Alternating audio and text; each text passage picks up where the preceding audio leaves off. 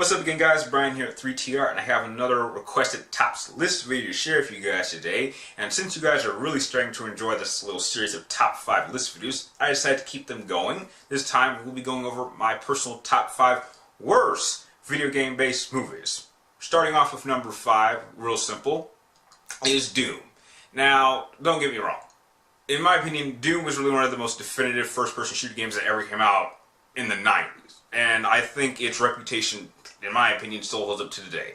But the fact that they wanted to make a movie on this, had a lot of promise. The problem with Doom is that it has almost little to nothing to do with the actual game. I mean, the only thing that they got right is that it takes place on Mars. But how do you screw this concept up? You are a Marine who is on the planet Mars, a portal to hell opens up, and you go around shooting demons. So what is all this crap with this 23rd chromosome and monsters and it changing DNA and super soldiers and whatnot? I mean, in fact, they had The Rock as like the main bad guy is just kind of ridiculous. I mean, they got The Rock to play the main bad guy instead of something like this, or even this. Is just flat out ridiculous. And the fact they even had the balls to do a whole section in first person point of view to show you what it's like to, see, this is how we're playing the game. See, we're staying true to the actual game. No, you're not. You're just, that's just a cheap cop-out because you want to throw some references to the game. Look, just because you throw in a reference to the game does not mean that you are loyally representing it. And Doom is just a prime example of how not to do a video game based movie. Pure and simple. Going on to number 4, I picked Mortal Kombat Annihilation. Now, I absolutely loved the first Mortal Kombat movie. It still holds up to today, and to this day, it actually remains one of my all-time favorite video game based movies of all time. So the fact they really screwed everything up with Mortal Kombat Annihilation. They pretty much crammed Mortal Kombat 2 and 3. They threw all these different characters. We didn't even really get good enough time to get good character development. They threw in animalities. They killed off Johnny Cage in the first 3 minutes. I mean, they did so many recasting that you didn't even know who was supposed to be who. And the whole ending of it seemed a bit ridiculous with the whole animalities thing. I mean, talk about cramming so much stuff into one movie. It's just disappointing. It's just disappointing that the first movie did it so fluently and well, and the fights were done really quite good. And we go to the sequel, and everything about the first movie was just kind of undone. I mean, the only good part to me was to see my 2 favorite fighters of all time, Scorpion and Sub-Zero, fight. But even that's a bit lackluster because they're only in that movie for like, what, 3 to 4 minutes? They fight a little bit, and then they kind of just disappear, and we never see them again. Why? Ugh, I'm done talking about it. Let's just go on to number 3. Number 3 on my list is Street Fighter: The Legend of Chun-Li. I mean, if you want to talk about, what is it with fighting games that Hollywood just can't seem to understand? I mean, let's see. There's a string of terrible video game based movies off of fighting franchises. We got King of Fighters. We had Dead or Alive. We've got Street Fighter: The Legend of Chun-Li. But heck, the only good thing that came out of this film is that it actually makes the Jean-Claude Van Damme version 1,000 times better. Compared to this film, I actually like that film. There's actually a lot of things about it that are actually kind of enjoyable. Like watching Batman and Robin with a group of friends while you're drunk. There's actually some enjoyability to have watching that film. But in this film, there's nothing to enjoy at all. Whoever they cast, which if I remember correctly, she was like from Smallville, they cast her to be Chun-Li. She doesn't look like Chun-Li. And then they got the guy from the Black Eyed Peas to play Vega. And then they got that one other guy to play Bison. I mean, they literally did not get anything right in this film. And the only time you even hear the word Street Fighter is at the end of the film.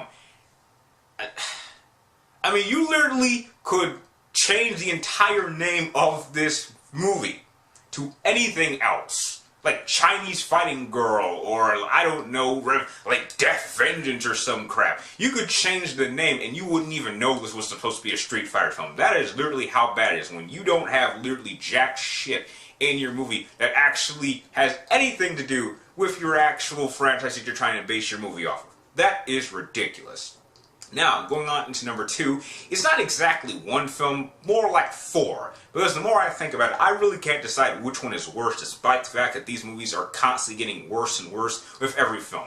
And that is Resident Evil's 2 to 5. Now, look, I actually legitimately like the first Resident Evil film. If they had stuck with the initial idea of what that film was trying to do, I really think this really could have been a really enjoyable franchise for what it was trying to do.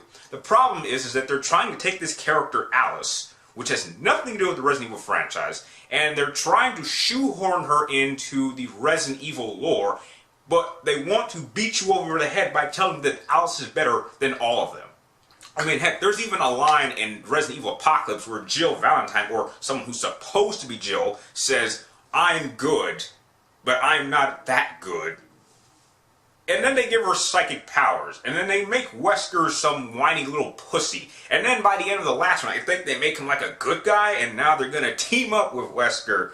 And it's just how they're representing these games. I mean, say what you want about Resident Evil 5 and 6, how they're kind of drastically gone into an action department. At least they somewhat still feel like Resident Evil at some points, but this, all they want to do is just push Alice. They want to show you Alice is the main star. Alice is the badass. Alice is the best thing the Resident Evil franchise has ever had, and that is not true. Which is why, I swear to God, if I hear the rumors that Alice is being put in Resident Evil 7, I'm done with this franchise. Like, literally, that is the only thing stopping me from condemning this franchise straight to hell. Keep that bitch out of these games, and we'll be good. But heck, as bad as these films are, there are still one set of films that are even drastically worse. I mean, painfully worse. And that is my number 1 set of films, which is pretty much every single video game-based movie directed by Uwe Boll. I'm sure some of you guys haven't even seen any of these films, but you've heard the name. They are as bad as you've been told. I'm not kidding. Far Cry, Blood Rain, Alone in the Dark, and so many others which I don't even want to talk about. This guy literally does not care. I mean, that's the point. I mean, that is the worst type of director. I mean, at least the other directors from 5 to 2, they may have had an idea and maybe they were trying, but they just didn't understand how to make this movie good. This guy literally doesn't even try at all. And that is the worst type of director. And the funny thing is this guy can't even take criticism. I mean, I think if I remember correctly, I'm not sure if he still does it, but he actually challenges his critics to like a boxing match and beats the crap out of them. I mean, that is the worst type of director, when you can't even take criticism and you make no attempt to improve on mistakes you are clearly making just for making them.